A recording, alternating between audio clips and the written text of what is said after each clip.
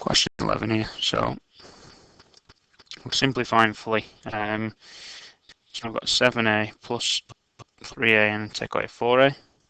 So 7a plus 3a is 10a. I'm taking away 4a. So 10a take 4a, 6a. In part B, all we'll do here, by notation, when you're timesing with letters, it's algebra, you just leave them out. So we'll do 3 times 2 first, which is 6, and then we just simply write m and p next to it. Because when there's gaps and there's nothing written, you presume they are timesers. If you want to say m plus, like this, 6 plus m plus p, that would be very different to this, which is means 6 times m times p. So that's all you need to do with part B. Question 12. So we've got a gate here, and the gate is 5 and 8, and we're told that the garden fence is 36 feet long. You notice as I'm reading, I'll write things down. That's what I advise you to do. How many of each section you need to fence the side without cutting any of the sections? You must show you're working. So if we think about 8 first of all, if we add 2 8s together, that gives me 16. So if I then take 16 away from 36, I've got 20 left. Now 20 goes into 5 4 times. So here I've used 2 and I've used 4 of those. So in effect it's 4 5 feet sections, and then it's 2 8 feet sections. Question 13. So we're asked for the range. Now the range is the biggest number, take away the smallest number. So the biggest number here is the largest on this graph, which if we look up on Saturday is the time when it happened, and that was 22 degrees. We take off the smallest when that was on Wednesday, which is 14.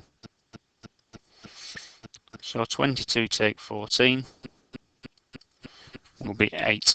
That is the range. Question 14.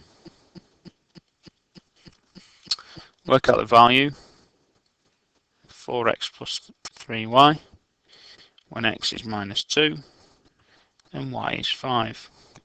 Let's separate them out. There's 4x and there's 3y. So it's 4 lots of minus 2 and 3y is 3 lots of 5. 3 lots of 5 is 15. 4 lots of 2 is 8, and we've got 1 minus sign, so therefore it stays a minus. So the 4x is worth minus 8, and then we're adding on 15. So think if it's the temperature gauge is 0, it's minus 8. So I count up here, I'll add 8 on. I've got to add another 7 on in total to make that 15 as a total jump. So we'll then raise here, and we'll get to 7 as our answer. So 7 is our solution.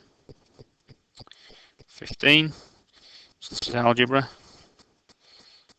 and it's got the most common mistake you'll ever wish to make in algebra. So we're going to times out these brackets here and here.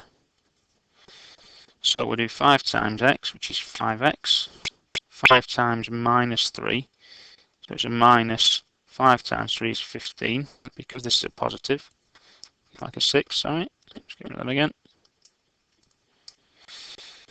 And then we've got minus here at the moment. Let's see if it's a minus here, because it's minus 2 times x.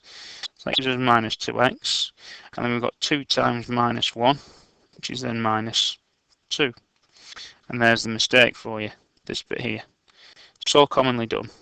But actually, if you look up here, what you've got is 2 minuses. So in effect, you're doing here minus 2 times by minus 1. When you do minus 2 times by minus 1, you actually get 2 minuses timesing together, which will then give you 2. Now I then personally circle and square, so I circle my x terms including the sign in front. I square then my number terms, and then that again gives me 5x take away 2x, which is 3x, minus 15 plus 2, which is minus 13, and there's our solution.